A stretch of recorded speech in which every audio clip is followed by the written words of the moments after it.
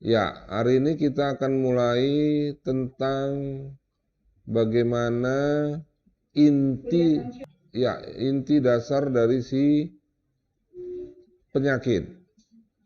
Inflammation itu merupakan momok dari semua penyakit, terutama untuk penyakit-penyakit yang namanya degeneratif.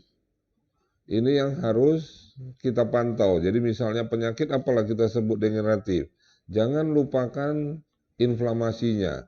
Karena kadang-kadang itu semua bersumber dari si silent inflammation.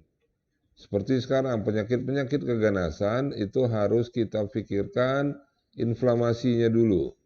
Ya, diabetes juga inflamasi, jantung juga inflamasi, semuanya itu induknya dari inflamasi. Ini kita lihat dalam slide berikutnya.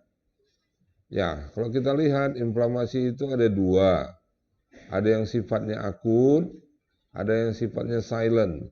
Kita lihat di bawah, di dalam slide ini, di bawah itu terlihat bahwa penyakit-penyakit yang disebabkan atau akibat daripada si adanya peradangan-peradangan akut itu bisa macam-macam. Intinya penyakit-penyakit yang menakutkan pada saat kita sekarang ini. Walaupun kita lihat kita selalu mengobati si inflamasinya. Kita tidak mencari di mana penyebabnya. Ya, ingat bahwa inflamasi akut itu berlangsung sangat singkat. Yang ini terjadi akibat daripada mobilitas daripada sel imunnya yang itu berfungsi untuk proteksi sebetulnya. Sedangkan yang silent tidak jelas, gejalanya itu tidak jelas, nggak kita rasakan, dan itu melibatkan bermacam-macam sel imun sehingga akan menyebabkan terjadinya proses degenerasi tadi.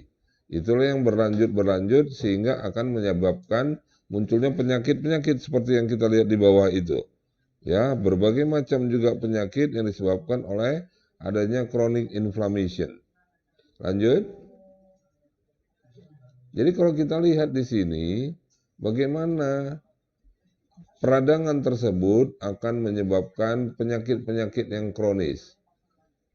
Penyakit kronis itu sama istilahnya dengan terjadinya peradangan-peradangan yang kumulatif. Itu kita lihat dalam buku kita di Textbook of Functional Medicine.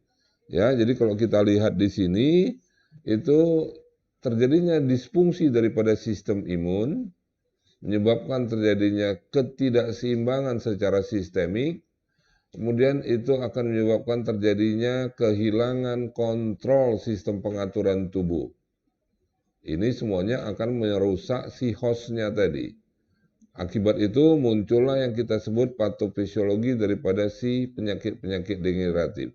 Ingat, kita di functional medicine harus menguasai ini dulu. Jadi kita tidak berpihak kepada si simptom.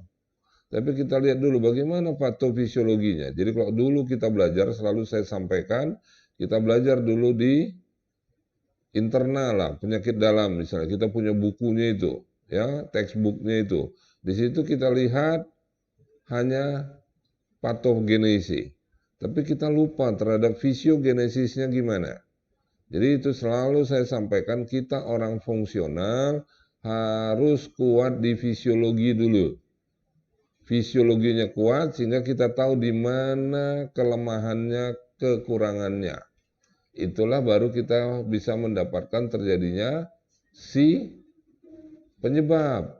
Ya, jadi peradangan itu menyebabkan terjadinya biological aging. Ya, fungsi biologis kita jadi cepat menua. Muncullah penyakit kronik degeneratif dengan berbagai macam namanya itu. Dari mulai obesitas sampai anak-anak yang terjadinya autism. Ya, autism itu kita tidak sadar bahwa itu sebetulnya dasarnya adalah inflamasi. Kanker udah kita kenal misalnya, terus kemudian segala macam penyakit yang ini kita lihat ini itu awal mulanya inflamasi. Inflamasi terjadilah gangguan daripada si sistem imun. Itu yang kita harus perkuat.